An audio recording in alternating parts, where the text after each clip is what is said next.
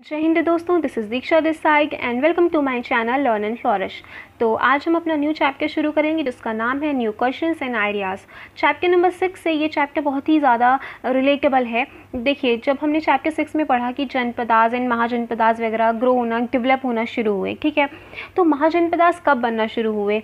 दोनों ही जो है कि लेटर वैदिक पीरियड में बनना शुरू हुए, अराउंड 2500 ईयर्स अगो, ठीक है। तो महाजनपदास कब ग्रो हुए? 2500 ईयर्स अगो। तो उसी कंटेम्प्रेरी टाइम की बात हम करेंगे। इसमें भी जैन धर्म एंड बुद्ध धर्म दोनों ही रिलीजन भी 2500 साल पहले ही जो है कि फ्लॉरिश होना शुरू हुए, और उनकी जो मतलब कहानी है, उनका जो बीज है वो 2500 साल पहले ही पड़ा। तो दोनों चैप्टर में एक ही टाइम पीरियड की एक्चुअली हम बात कर रहे हैं। ये हमें पता होना चाहिए कि हाँ, पिछले चैप्टर से हमारा नेक्स्ट चैप्टर किस तरह रिलेट करता है।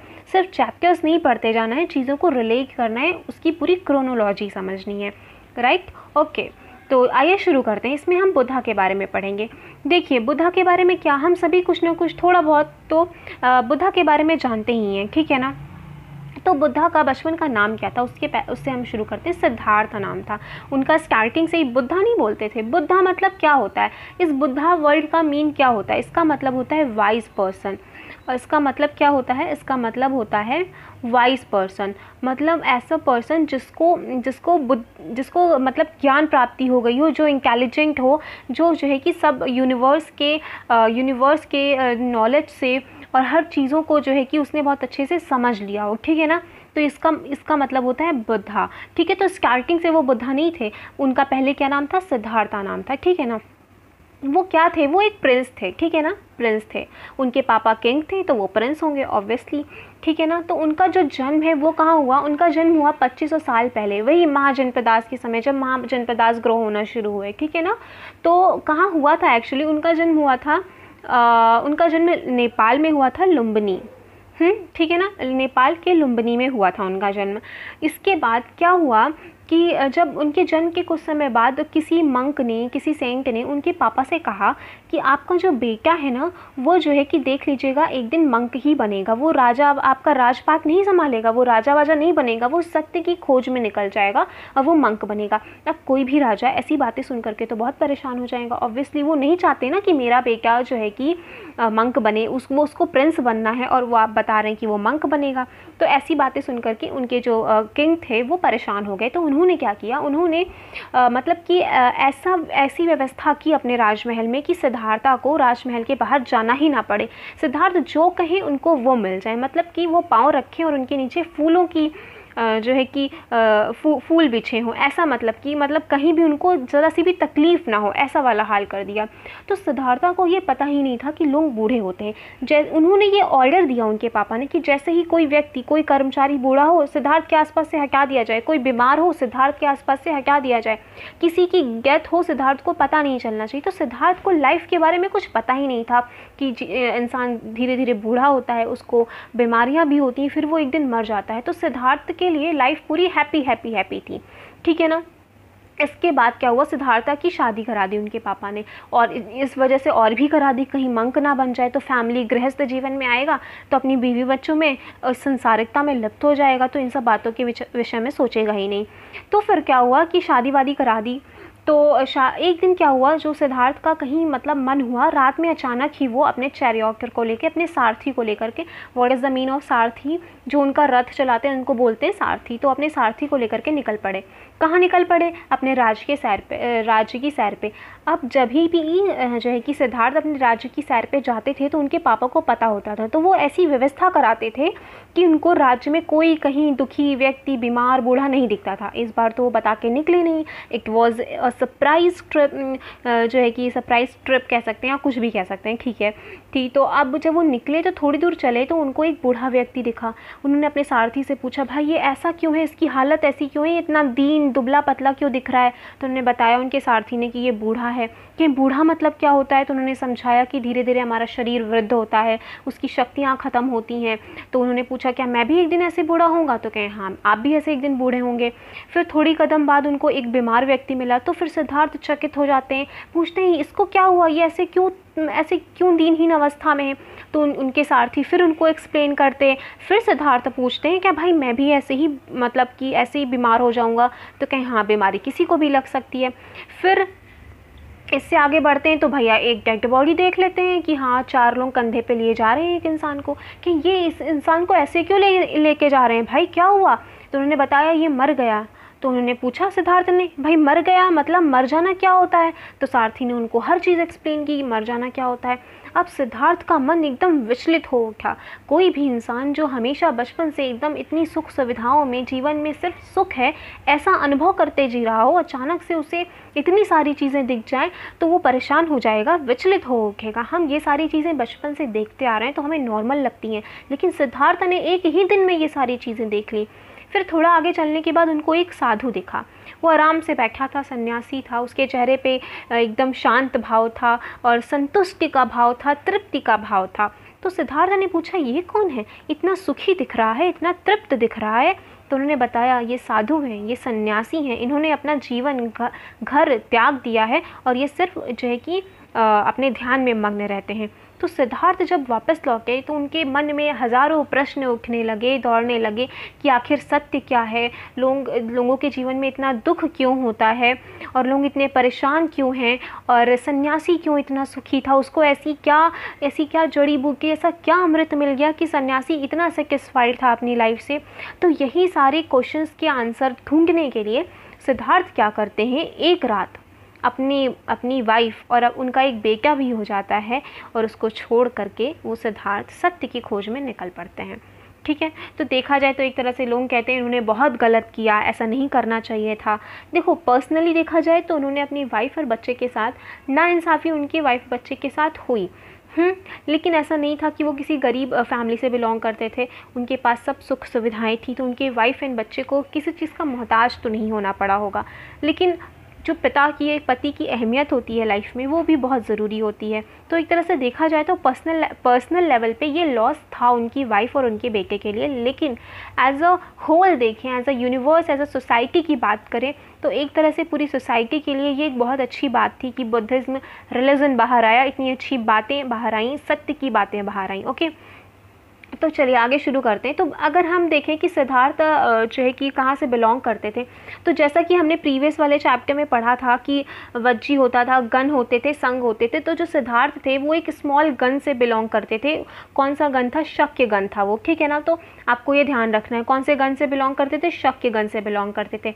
और वो क्या थे, क्षत्रिय थे। ऑब्वियसली क्षत्रिय ही राजा बनते हैं, ठीक है ना। तो ये सारी चीज़ें तो मैंने आपको बताई नहीं। तो एक दिन वो निकल गए अपने घर वर से। फिर क्या हुआ, बहुत इधर उधर वांडर्ड, बहुत इधर उधर घूमते रहे सत्य की खोज में, इनसे मिले, उनसे ज्ञान प्राप्त किया, लेकिन उनको कहीं सेटिस्फाई नहीं हुए, कहीं उनको सेटिस्फैक्ट्री आंसर नहीं मिला।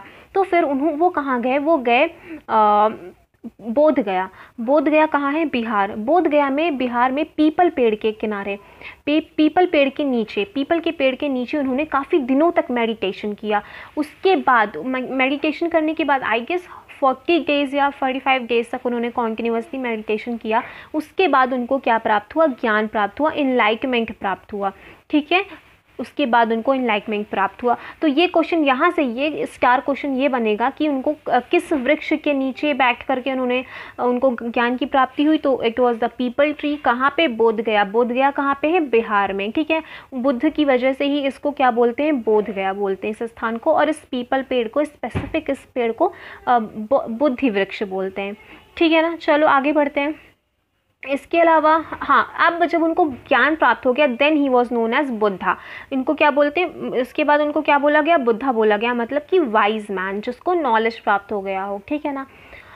इसके बाद उन्होंने अपना पहला संदेश, मतलब पहला उन्होंने अपना जो वो नॉलेज हासिल करके आए थे, तो पहला उपदेश कहाँ उन्होंने दिया, तो उन्होंने दिया सारनाथ में, जो कि कहाँ है, वाराणसी में। तो ये भी स्टार क्वेश्चन एक होता है कि उन्होंने अपना उपदेश कहाँ दिया। तो पहला उपदेश मतलब दिया तो उन्होंने पूरे जगह सब कॉन्टिनेंट में घूम घूम करके दिया, लेकिन पहला उपदेश कहाँ दिया, तो सारनाथ वाराणसी में दिया, राइट। चलो फिर वो अपनी जो है कि पूरी लाइफ उन्होंने ट्रैवलिंग करते हुए बिता दी, प्लेस टू प्लेस, जगह से जगह मतलब जाते रहे और अपनी टीचिंग्स लोगों तक देते रहे, और जब तक कि उनकी मतलब कि उनकी डेथ नहीं हो गई। और उनकी डेथ कहाँ हुई थी, कुशीनगर में हुई थी, ठीक है। तो ये तो लाइफ हिस्ट्री रही बुद्धा के बारे में। तो आगे हम पढ़ेंगे अब कि बुद्धा ने एक्चुअली टीचिंग्स क्या दी, उन्होंने मतलब उन्होंने जो ज्ञान प्राप्त किया, फिर उन्होंने लोगों को क्या सिखाया, क्या बताया।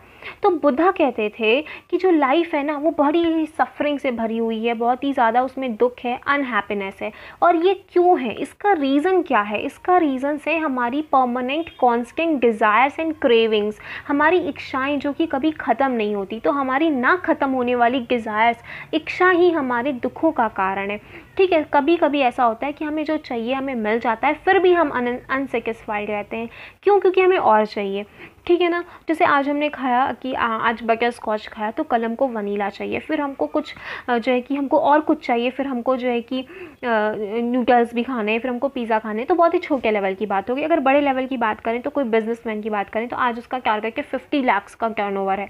50 लाख का टर्नओवर कंप्लीट होने के बाद उसने देख लिया कि फला इंसान का तो 60 लाख का है, तो अब उसने खुद का बना लिया कि मुझे 70 लाख का टर्नओवर चाहिए। तो इस तरह ये क्या है, कॉन्स्टेंट क्रेविंग्स हैं। हम कभी किसी मोमेंट पे जाकर के रुक नहीं रहे, थम नहीं रहे। तो अब जब थम नहीं रहे, हम अपना नेक्स्ट टू नेक्स्ट जो है कि अपनी क्रेविंग किए जा रहे हैं, उसका कोई एंडलेस है, वो ख़त्म नहीं होने वाली, इसका कोई मतलब नहीं है, कोई बेस नहीं है।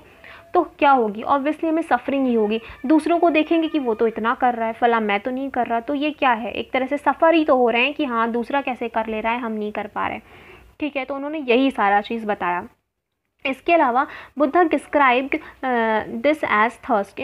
बुद्धा ने इस चीज़ को क्या बताया? थर्स्ट, कि हमारी जो हमें तृप्ति नहीं मिल रही है और ये जो प्यास है ये ख़त्म नहीं हो रही। ठीक है ना। और कांस्टेंट क्रेविंग जो है कि ये कांस्टेंट क्रेविंग ही हमारी सारी समस्याओं का जड़ है। और इसको कैसे ख़त्म करें? तो इसको ख़त्म करने का उन्होंने तरीका बताया, moderation in everything. What is the mean of this moderation?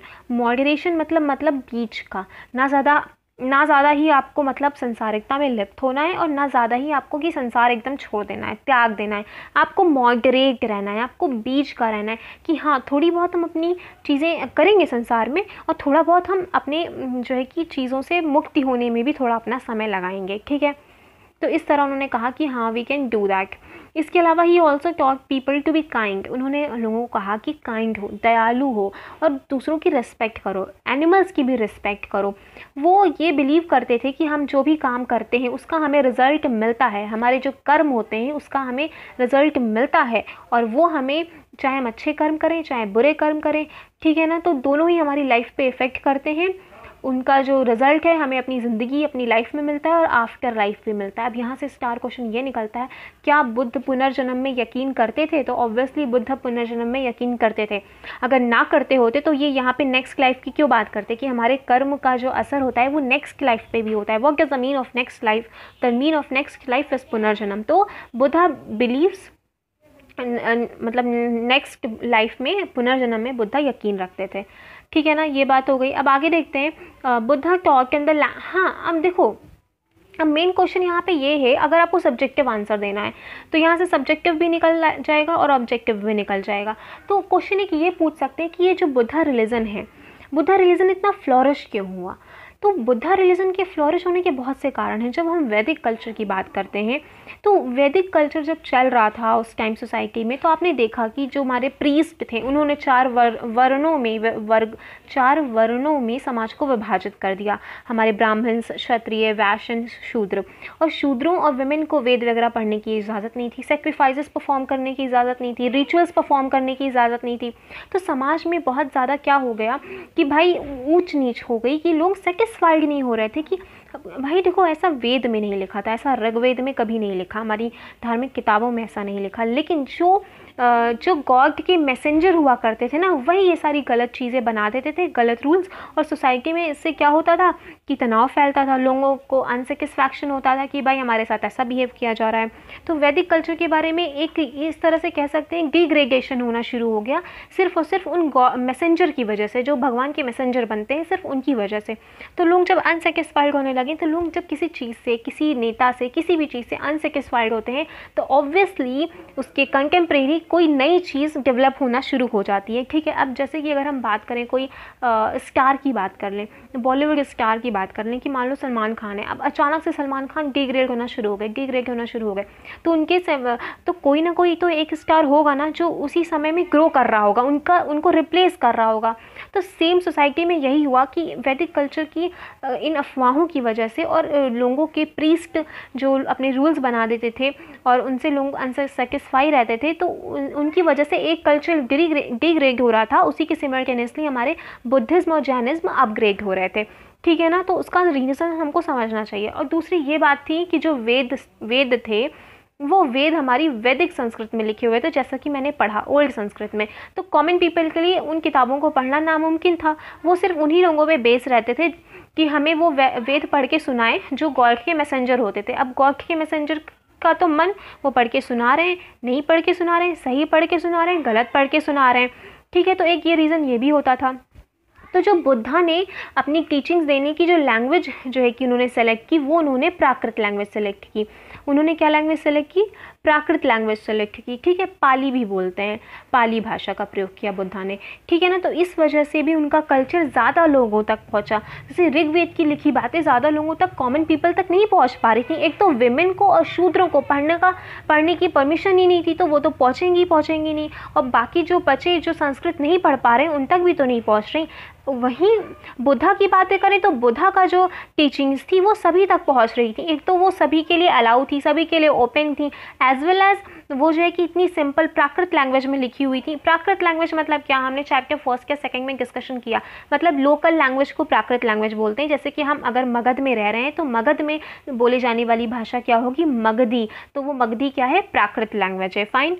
इसके अलावा उन्होंने इनकरेज किया लोगों को कि वो अपने बारे मतलब कि उन्होंने कहा कि जैसा मैं बोल रहा हूँ सिर्फ उसे सुनो मत, उसे अपनी लाइफ में उसको इवैल्यूएट करो और उसको अपने अकॉर्डिंग उसको अपने लाइफ में अपनाओ। ठीक है ना, सिर्फ मेरी बातें मत सुनो। इसके अलावा लेकिन उन्होंने ये ऐसा कैसे किया? उन्होंने ऐसा कैसे किया? एक बहुत ही फेमस स्टोरी है। एक लेडी, एक वुमेन हुआ करती थी, किसा गौतमी, उसका नाम था किसा गौतमी। तो क्या हुआ कि किसा गौतमी के बेटे की डेथ हो गई, बहुत ज़्यादा बड़ा नहीं हुआ करता था, वो छोटा था। तो वो जो है कि बड़ी रो रही थी, बिलख रही थी, गौतम बुद्ध के पास आई कि भाई मेरे बेटे को वापस से जन्म दे दो, वापस से उसको जीवित कर दो। तो बुद्धा ने कहा ठीक है मैं कर देता हूँ, बस तुम्हें एक काम करना है, एक बोल मस्टर्ड सीड का लेकर आना है, लेकिन अपने घर से नहीं लेकर आना है, पूरे गांव भर में तुम किसी के घर से भी ले आओ, लेकिन बस ये बात का ध्यान रखना कि उस घर में किसी की डेथ ना हुई हो।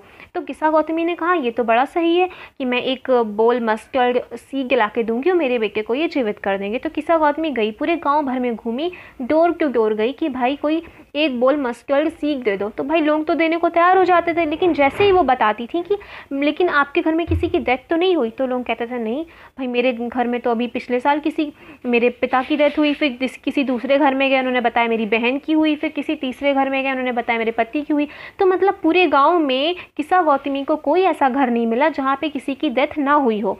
तो वो थक हार के वापस आ गई। तो गौतम बुद्ध का ऐसा उसको कहने का मतलब सिर्फ यही था कि वो इस बात को समझे, इस तथ्य को समझे कि जीवन और मरण एक सिक्के के दो पहलू हैं, एंड ये जो है कि लाइफ की प्रोसेस है, और इस प्रोसेस को हमें ज़्यादा हार्टली, ज़्यादा दिल से नहीं लेना चाहिए इसको। ये प्रोसेस है, ये प्रोसेस होगी, we can not stop it, we can not force it. Okay, तो वो इस तरह के प्रैक्टिकल एग्जाम्पल्स दे करके लोगों को समझाते थे। ठीक है, चलो अब बात करते हैं उपनिषद की। उपनिषद क्या होते हैं? सबसे पहले उपनिषद का अर्थ होता है अपने गुरु के समक्ष समर्पण भाव से बैठना और उनसे शिक्षा ग्रहण करना ही उपनिषद का अर्थ होता है।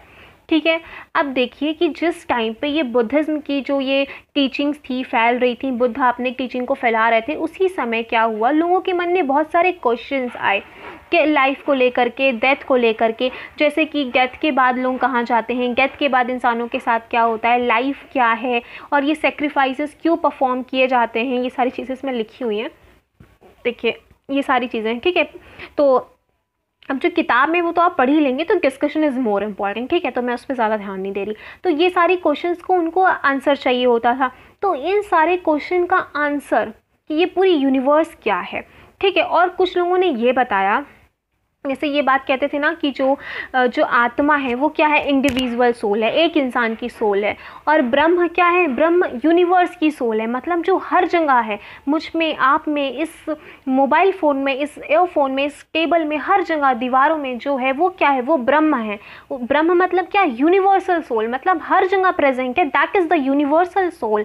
तो अब लोगों के मन में ये जानने की इच्छा हुई कि ये आत्मा क्या है, ये यूनिवर्सल सोल क्या है। और साथ साथ कुछ मतलब मंक्स ने ये भी बताया था कि जो आत्मा है और वो ब्रह्मा सोल है, उन दोनों को अल्टीमेटली मतलब लास्ट में मिल ही जाना होता है, वो दोनों से अलग नहीं रह सकते। और ये जो इंडिविजुअल सोल है वो उस ब्रह्म सोल का ही एक पार्ट है। जैसे कि समुद्र से एक बूंद उठा ली तो हम बन गए, समुद्र से एक बूंद उठा ली आप बन गए, लेकिन ऑल ओवर वो क्या है, वो एक समुद्र ही है, हम एक यूनिवर्स है, हम सब ब्रह्म हैं, हम सब में एक ही सोल है, that is the Brahma soul.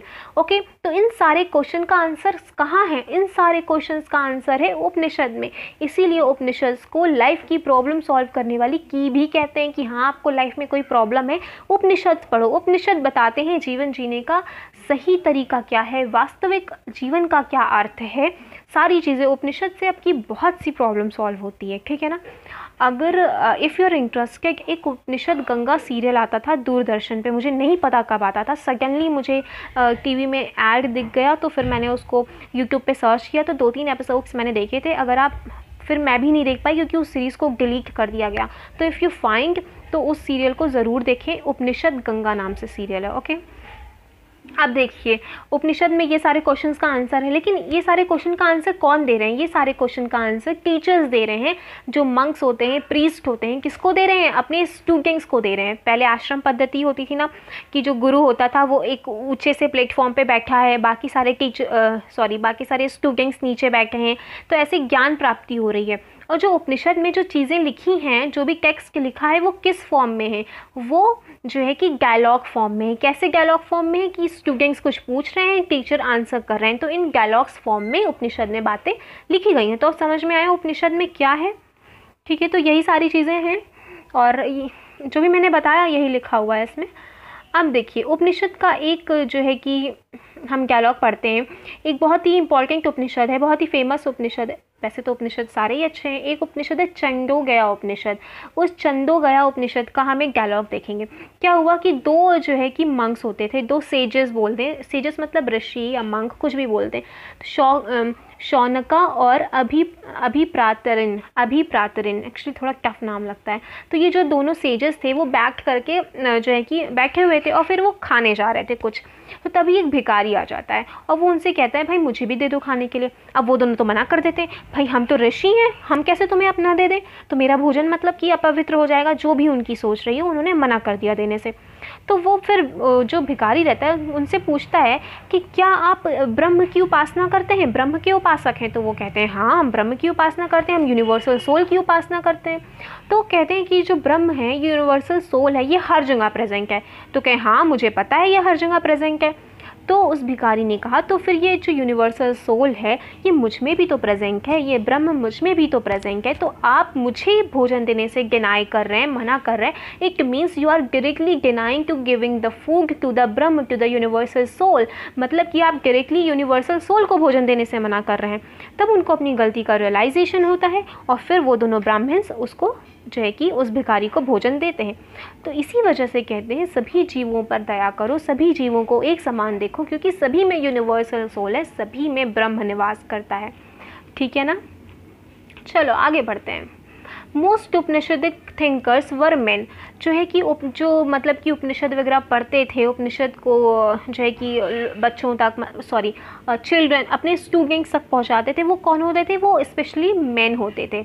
ठीक है, विमेंस का नाम बहुत ही कम आता है। और मेन में भी कौन होते थे? ब्राह्मण्स एंड राजाज होते थे। ठीक है ना, शूद्र वगैरह को वैसे अलाउ नहीं था। लेकिन कुछ विमेन थिंकर्स भी आती हैं, जैसे गार्गी का आपने नाम सुना होगा। बहुत अच्छी मतलब कि बहुत ज़्यादा विदुषी महिला बोला जाता है इनको, लर्नड वुमेन बोलते हैं।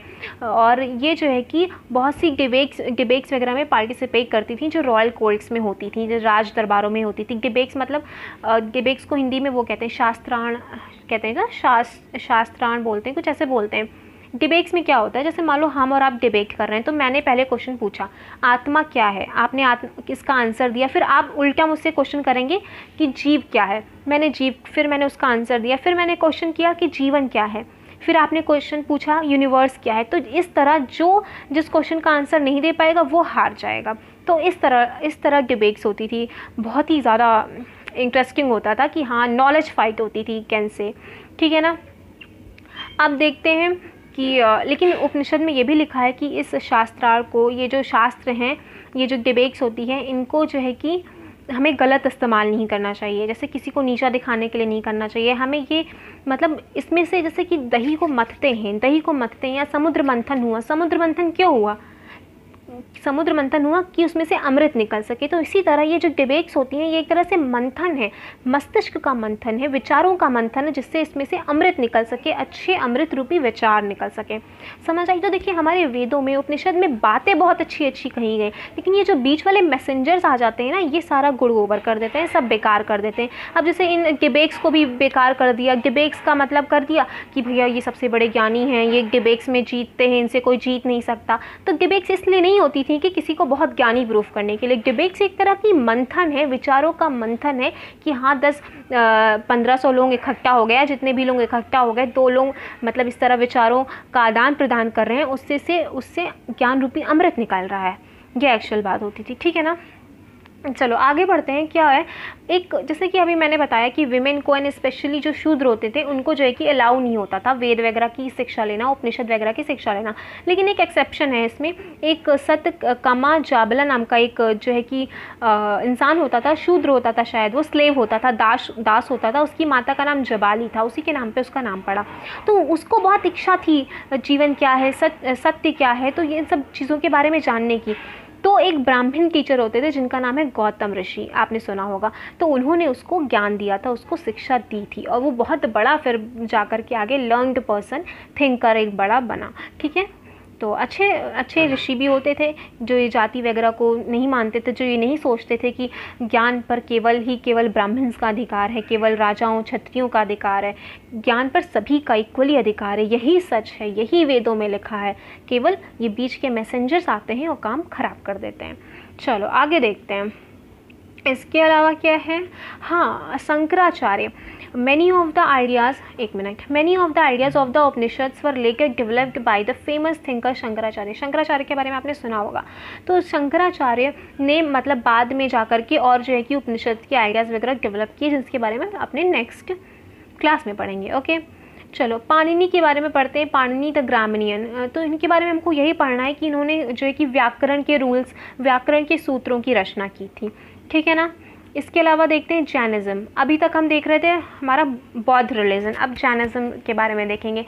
तो the most famous thinker of the Jainism Vardhaman Mahavira also spread his message around this time, that is 2500 years ago, मतलब वही महाजनपद के टाइम में।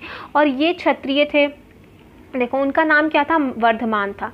महावीर तो वो बाद में हुए। What is the mean of Mahavir? Mahavir great warrior, warrior मतलब योद्धा, ग्रेट वॉरियर। और वॉरियर उसने जिसने कुछ जीता हो, और क्या जीता हो, जिसने खुद पर विजय प्राप्त कर ली हो, खुद की इंद्रियों पर विजय प्राप्त कर ली हो, यानी कि उसको सुख और दुख से कोई मतलब ना रहा हो। तो जब वर्धमान ने ज्ञान प्राप्त किया, वो इनलाइटेंड हुए, तो वो क्या कहलाए? महावीर कहलाए। जैसे कि हमारे सिद्धार्थ जो है कि ज्ञान प्राप्ति के बाद बुद्ध कहलाए, वाइस पर्सन कहलाए, वैसे ही वर्धमान ज्ञान प्राप्ति के बाद क्या कहलाए? महावीर कहलाए। ठीक है ना, हर चीज़ का पता होना चाहिए हमें। ठीक है, छोटी छोटी चीज़ों को खोजने की कोशिश करो, इसका क्या मतलब है, ये कैसे है, वो कैसे है, समझ आए, उसमें मज़ा है। इसके अलावा इनका जन्म भी 2500 साल पहले हुआ। अब ये क्षत्रिय प्रिंस थे, ये भी राजकुमार थे, और ये लिच्छवसी जो है कि ग्रुप से बिलोंग करते थे, जो कि वाजी के संघ का पार्ट था। हमने पढ़ा था ना वजी क्या था। वजी में एक अलग तरह की गवर्नेंस चलती थी, जिसमें गण होते थे, संघ होते थे। तो बुद्ध जो है कि शक के गण से बिलोंग करते थे, और ये जो हमारे वर्धमान हैं ये लिच्छवसी संघ से बिलोंग करते थे।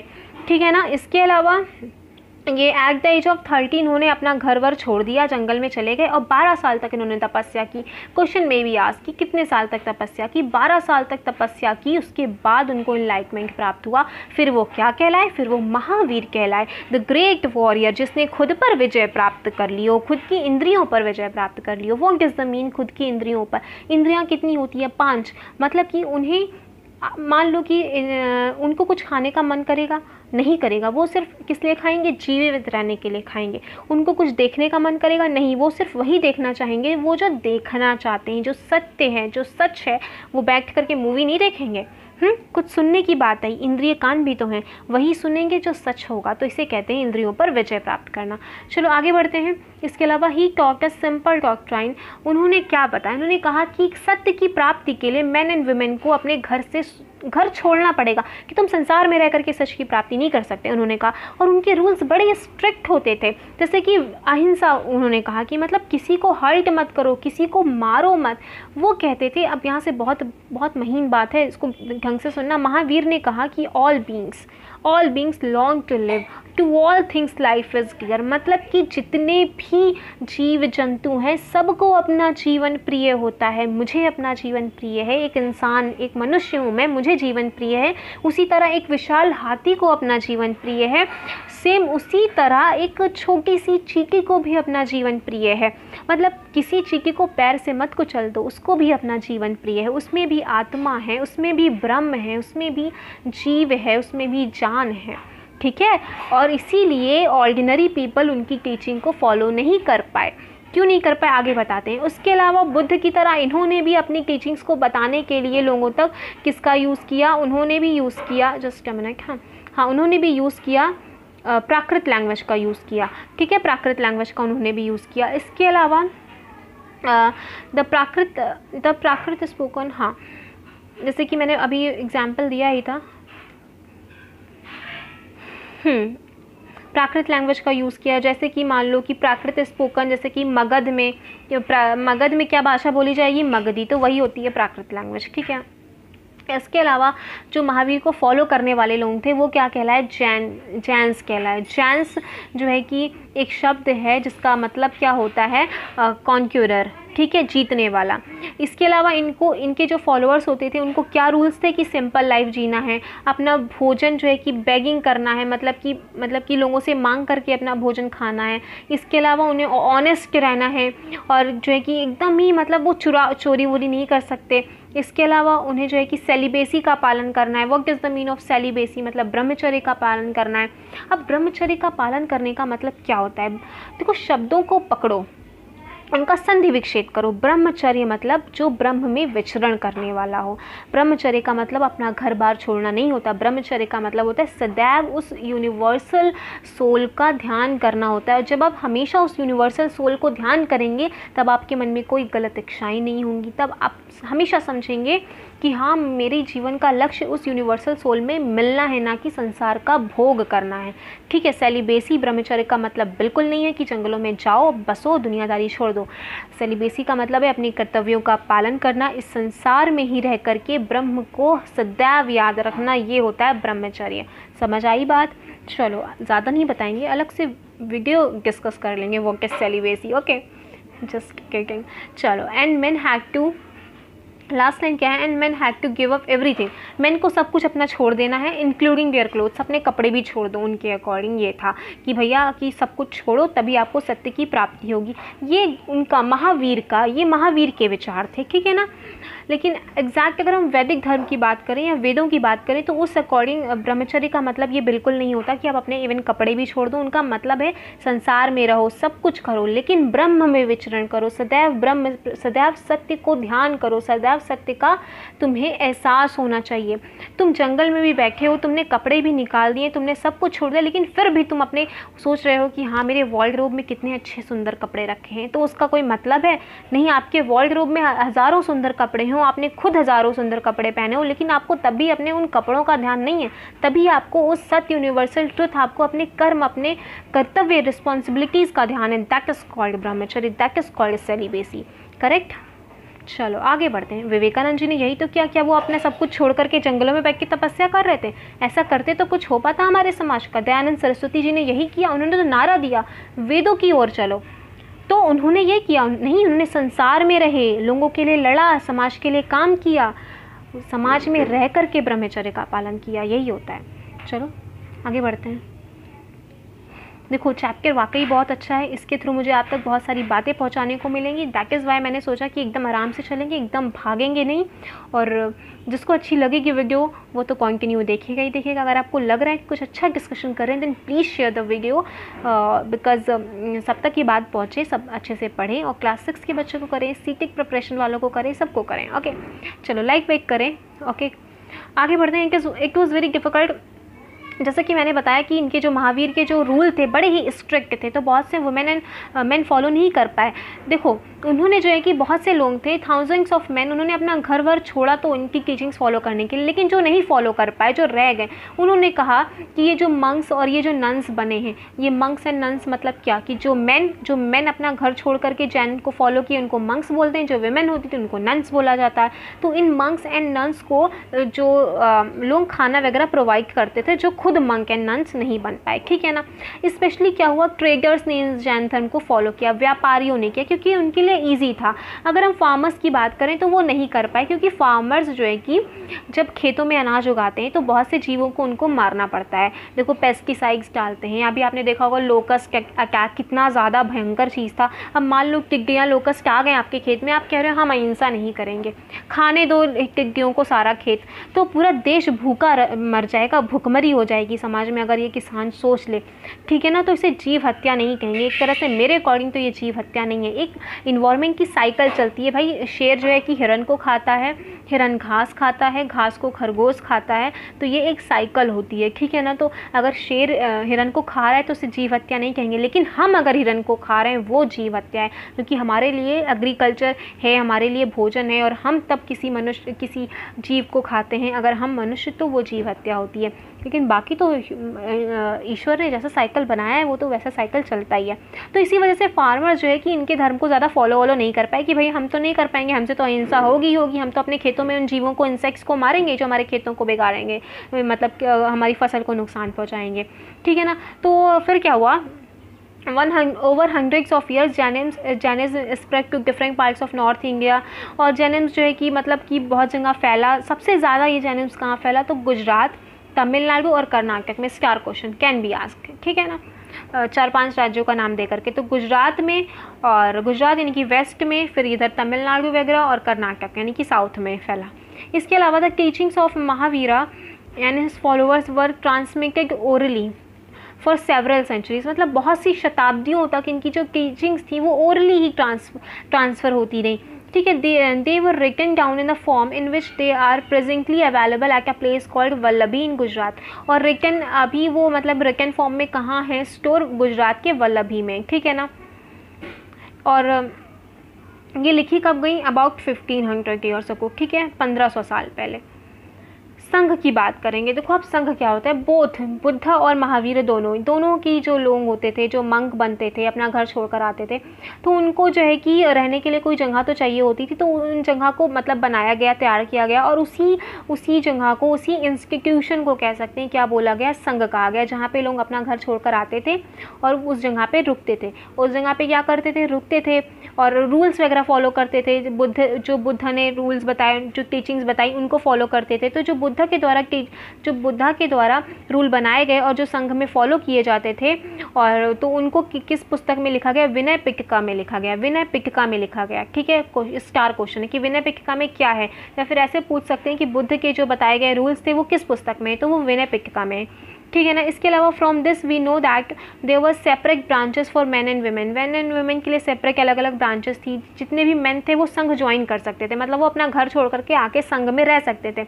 लेकिन अगर चिल्ड्रन रहना चाहें तो वो रह सकते हैं, नहीं, पहले उनको अपने पेरेंट्स की परमिशन लेनी होगी। अगर स्लेव, दास अगर रहना चाहते हैं तो उनको अपने मालिक की परमिशन लेनी होगी। उसके अलावा डेटर्स, मतलब जो देनदाता है वो आके रहना चाहता है तो उसको पहले अपने क्रेडिटर्स, जो उसका लेनदार है, उसकी परमिशन लेनी होगी। इसके अलावा वाइफ को भी अपने हस्बैंड की परमिशन लेनी पड़ती थी, बट हस्बैंड को किसी की परमिशन नहीं लेनी पड़ती थी। That's the इरोनी।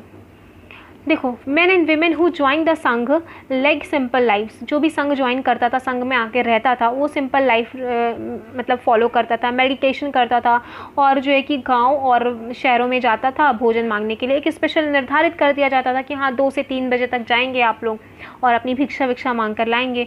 भिक्षा मांगने जाते थे, इसीलिए उनको क्या कहते थे, भिक्षुकूस कहते थे। जो विमेन होती थी भिक्षा मांगने जाती थी, उनको भिक्षुनीस कहते थे। ठीक है, प्राकृत लैंग्वेज में जिसको भिखारी बोलते हैं। ठीक है, देखो अब ये शब्द बुरा मानने वाला नहीं है, प्राकृत लैंग्वेज में भिखारी ही बोलते हैं इसको। ठीक है, इसके अलावा दे टॉट अदर्स, दूसरों को भी वो पढ़ाते थे, एंड हेल्प वन अनदर, एक दूसरे की हेल्प करते थे। और उनके यहाँ मीटिंग्स वगैरह भी संघ में होती थी कि भाई अगर आपस में, अब देखो 4 बर्तन है तो झगड़ा होगा, संघ में भी इतने सारे लोग रह रहे हैं तो कुछ झगड़ा वगैरह होता था, तो उसको सॉल्व करने के लिए एक मीटिंग वगैरह ऑर्गेनाइज की जाती थी। इसके अलावा दोज हु ज्वाइन द संघ इंक्लूड ब्राह्मण्स, क्षत्रिय, मर्चेंट्स, लेबरर्स, बार्बर्स, मतलब जितने भी समाज के वर्ग होते थे जो है कि वो संघ को ज्वाइन करते थे। तो उनमें से जो है कि बहुत से लोग हैं जिन्होंने बुद्ध की टीचिंग को अलग अलग फॉर्म में लिखा, से पोम्स वगैरह, कविताओं वगैरह के रूप में उनको ढाला। ठीक है, जिससे कि हम तक वो चीज़ें पहुँचती हैं। इसके अलावा आगे बात करते हैं मोनेस्ट्रीज़ की। मोनेस्ट्रीज़ क्या होता है? देखो ये जो टू बिगिन विथ, ये जो जैन और बुद्धा है, दोनों ही जो मॉन्क्स होते थे वो एक जगह रुकते नहीं थे, प्लेस टू प्लेस हर जगह जाया करते थे। ठीक है ना, थ्रू आउट द ईयर, पूरे साल भर, सिवाय बरसात के मौसम को छोड़ करके।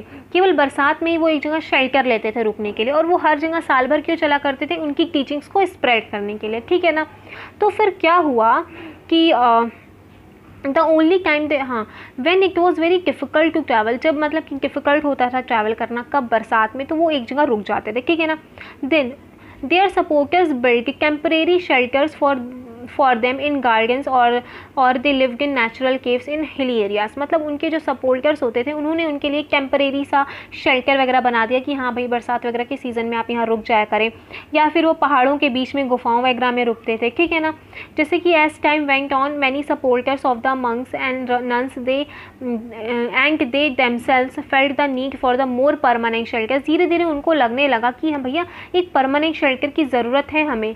ठीक है ना, तो वो जो परमानेंट शेल्टर्स बनाए गए मंक्स के लिए, उनको क्या बोला गया? उनको बोला गया मोनेस्ट्रीज़, जिसको हिंदी में बोलते हैं विहार। ठीक है ना, पहले वो लकड़ी वगैरह के बने थे, फिर धीरे धीरे जो है कि ईंटों के बनने लगे, और कभी कभी तो गुफाओं वगैरह में भी वो रहते थे। और स्पेशली इसके हमें अवशेष कहाँ से मिलते हैं? वेस्टर्न इंडिया से मिलते हैं। और इस पेज पे हमने देखना भूल गए, देखो यहाँ पे लिखा ही हुआ है ये, हाँ, a cave hollowed out the hills, out in hills. This is a cave in कारले से ये केव मिली जो कि प्रेजेंट डे महाराष्ट्र में। ठीक है, monks and nuns lived and meditated in these shelters। ये जो नीचे शेल्टर है ये monks और nuns यहाँ पे आते थे, मेडिटेशन वगैरह करते थे, जो कि कारले महाराष्ट्र से मिला है। चलो आगे बढ़ते हैं। आगे क्या है? अब बुद्धिस्ट टेक्स्ट टेलस, मतलब बुद्धिस्ट टेक्स्ट क्या कहता है कि मतलब कि उनके अकॉर्डिंग जो समाज हमारा अलग अलग वर्गों में विभाजित है, अमीर गरीब, ये जाति वो जाति, फलाना ढमकाना, ऐसा कुछ भी नहीं है। आप जब संघ में आते हो, आप जब मोनेस्ट्रीज़ में आते हो, तब आप सब एक हो जाते हो, जैसे कि सारी नदियाँ जाकर के समुद्र में मिलती हैं। यही बात है। अब इसके अलावा देखो, very often the land on which, तो जो विहार, जो मोनेस्ट्रीज़ की जो ज़मीन होती थी वो कहाँ से आती थी? उसको कोई रिच मर्चेंट हुआ या फिर कोई लैंड ओनर हुआ या राजा वाजा हुए, वो दान कर देते थे। ठीक है, और जो लोकल पीपल होते थे वो मतलब गिफ्ट वगैरह दे देते थे इन मंक्स को, नन्स को, खाना वगैरह देते थे और कपड़े, मेडिसिन वगैरह दे देते थे। ठीक है, इसके बदले में ये मंक्स क्या करते थे? उन लोगों को टीचिंग्स देते थे। ठीक है, उन लोगों को पढ़ाते थे। इस तरह जो है कि Buddhism spread to many parts of the subcontinent and beyond, जो है कि बुद्धिज़्म इस तरह सब कॉन्टिनेंट में और उसके भी अलावा इधर उधर बहुत ज़्यादा फ्लरिश हुआ, फैला। अब आगे हम देखेंगे द सिस्टम ऑफ आश्रम्स। आश्रम के सिस्टम देखेंगे। अराउंड द टाइम जब ये जैनिज्म और बुद्धिज़्म जब जो है कि पॉपुलर हो रहे थे, तो उस समय जो है कि उस समय ब्राह्मण्स ने सिस्टम डेवलप किया आश्रम का। इम्पॉर्टेंट क्वेश्चन है, किसने डेवलप किया? क्या ये वेदों ने डेवलप किया? नहीं, हमें पता होना चाहिए किसने, जो वर्ण व्यवस्था थी वो किसने डेवलप की? वो भी प्रीस्ट ने डेवलप की, किसी वेद में नहीं लिखा था ये बात। और ये जो आश्रम व्यवस्था है ये भी किसने डेवलप की? ब्राह्मण्स ने डेवलप की। आश्रम व्यवस्था मतलब क्या कि एक आदमी की, एक इंसान की औसत आयु मैंने मान ली कि 100 होती है, उस औसत आयु के हिसाब से 25-25 करके 4 आश्रम विभाजित किए। आश्रम मतलब होता है स्टेजेस ऑफ लाइफ, आश्रम मतलब स्टेजेस ऑफ लाइफ, यानी कि 25 साल का एक स्टेज गुणे 4, 100 हो गया ना, तो 4 आश्रम हो गए इस हिसाब से, ठीक है ना। अब यहाँ पे इम्पॉर्टेंट पॉइंट ये है कि ये आश्रम कौन कौन से होते थे। तो ब्रह्मचर्य, ब्रह्मचर्य मतलब क्या, ब्रह्मचर्य आश्रम मतलब कि देखो यहाँ से, ब्रह्मचर्य मतलब कि जो क्षत्रिय और वैश्य होते थे वो क्या करते थे, 25 साल तक अपने लाइफ के स्टार्टिंग वाले 25 ईयर सिंपल लाइफ जीते थे, वेद की स्टडी करते थे, और जो है कि इसको कहते हैं ब्रह्मचर्य का जीवन पालन करना, ठीक है ना। अब यहाँ पे इम्पॉर्टेंट पॉइंट ये है कि ये आश्रम व्यवस्था भी किसके लिए थी, ये आश्रम व्यवस्था थी केवल और केवल ये क्षत्रिय हो गए, ये वैश्य हो गए और ब्राह्मण हो गए, इनके लिए थी, ठीक है, यानी कि शूद्रों के लिए नहीं थी। इसके अलावा जो है कि देन उसके बाद 25 साल जी लिए, उसके बाद हमारा गृहस्थ आश्रम आया। गृहस्थ आश्रम क्या, स्टार्टिंग के 25 साल, पैदा हुए से लेकर के 25 साल तक आपको ब्रह्मचर्य जीना है, फिर उसके 25 साल आपको गृहस्थ जीना है, यानी कि आप शादी वादी करेंगे, ये सब करेंगे। इसके बाद वानप्रस्थ, थर्ड ऑप्शन आता है, थर्ड आश्रम आता है वानप्रस्थ। वानप्रस्थ मतलब कि वो फॉरेस्ट में रहेंगे और मेडिटेशन करेंगे।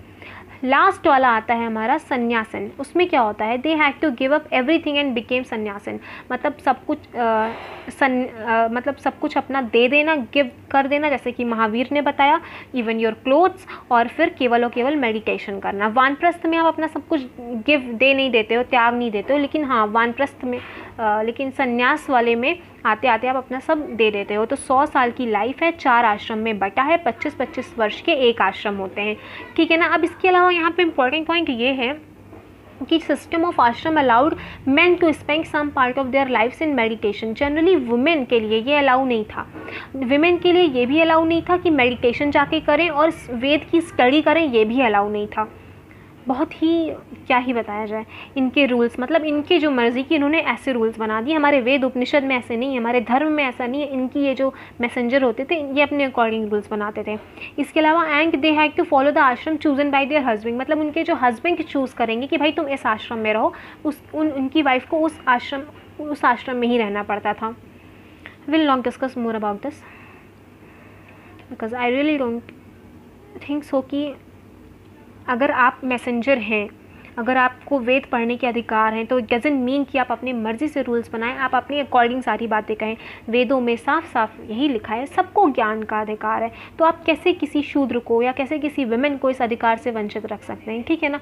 तो अभी इसी बेसिस पे बहुत सारे क्रिटिक होते हैं इंडियन कल्चर को लेकर के। तो हमें ये पता होना चाहिए कि हमारे इंडियन कल्चर की गलती नहीं है, हमारे धर्म, हमारे वेदास, हमारे उपनिषद की गलती नहीं है, वो तो बहुत ही प्योर हैं। और दुनिया की कोई भी ऐसी किताब नहीं है जो इंडिया से ज़्यादा अच्छी हो या इंडिया से ज़्यादा अच्छी फ़िलॉसफी उसमें बताई गई हो, ठीक है। लेकिन बस बात वही है कि ये मैसेंजर्स काम ख़राब कर देते हैं। चलो आगे देखते हैं। ये चीज़ है ना, हमको एक ये देखना है, इंपॉर्टेंट है। देखो ईरान एटलस अभी मेरे पास नहीं है, सॉरी, मुझे एकदम ध्यान था, मैं उसका लगाने वाली थी पिक्चर एंड मैं बिल्कुल भूल गई। तो बिकॉज सही रहता है एटलस में देखना, बिल्कुल एक्चुअली जल्दीबाजी में आज ये काम हुआ है तो भूल गए। देखो जोरास्टर क्या है, जोरास्टर एक ईरानियन प्रोपेक्ट हुआ करते थे। प्रोपेक्ट मतलब क्या होता है, मतलब जो धर्म गुरु या धर्म प्रचारक बोलते हैं, मोहम्मद को भी प्रोपेक्ट बोलते हैं, तो ये सब प्रोपेक्ट होते हैं, अपने धर्म प्रचारक या धर्म गुरु। तो जोरास्टर क्या है, एक ईरानियन प्रोपेक्ट थे। उनकी टीचिंग्स जो है कि एक बुक में थी जिसको एवेस्टा कहते हैं, स्टार कर लो, कौन सी किताब में उनकी टीचिंग्स है, एवेस्टा में, ठीक है ना। और जो एवेस्टा की जो लैंग्वेज है और जो एवेस्टा में जो कहा गया है वो बहुत ही सिमिलर है हमारे वेदास से। मतलब जैसे हमारे वेदास में कहा गया अच्छे कर्म करो, वैसे ही इसमें कहा गया कि good thoughts, good words and good deeds, मतलब अच्छे विचार होने चाहिए, अच्छे शब्द होने चाहिए, अच्छा बोलो और अच्छे कर्म करो, ठीक है ना। ये कहाँ से लिया गया है, ये एक वर्स है किसका, ज़ेंग अवेस्ता का। और ज़ेंग अवेस्ता क्या है, किताब है जिसमें टीचिंग्स हैं, किसकी टीचिंग्स हैं, जोरास्टर की। जोरास्टर कौन है, ईरानियन प्रोपेक्ट है। देखो तो ये जो धर्म है काफ़ी फैला वैला कहाँ पे, ईरान में। लेकिन फिर जैसे ही जो ये क्रिश्चियन आ गए और ये जो मुस्लिम्स आ गए, तो इन मतलब कि इस्लाम धर्म और ये क्रिश्चियन धर्म की वजह से ये धर्म जो है कि काफ़ी दिनों तक चल नहीं पाया और वहाँ पे उनका ज़्यादा बोलबाला हो गया। तो जो है कि इस वजह से जो जोरास्ट्रियन थे और ये जो इन धर्म को पालन करने रहने वाले थे वो जो है कि माइग्रेट हो गए, वहाँ से चले आए, और चले आकर के बहुत से रीजंस में जो है कि अलग अलग जगह बसे, और हमारे इंडिया में भी आकर ये बसे। कहाँ बसते हैं? गुजरात और महाराष्ट्र में। स्टार पॉइंट है, कहाँ आकर के बसते हैं? गुजरात और महाराष्ट्र में।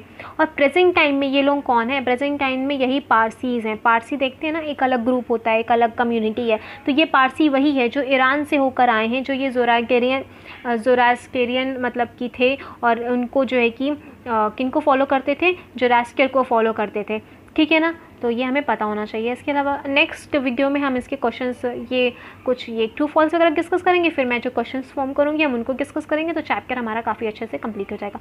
वैसे मुझे लग रहा है बहुत अच्छे से कंप्लीट हुआ है, मैं बहुत सेटिस्फाइड हूँ इस लेक्चर के बाद, एंड लिटरली मैंने पूरा अपना 100% दिया है, और टाइम की चिंता नहीं की है। तो आपको अगर मेरा एफर्ट्स अच्छा लगा हो, इन वीडियो पसंद आई हो, तो please hit the like button, do subscribe to my channel and share, okay, because sharing is caring.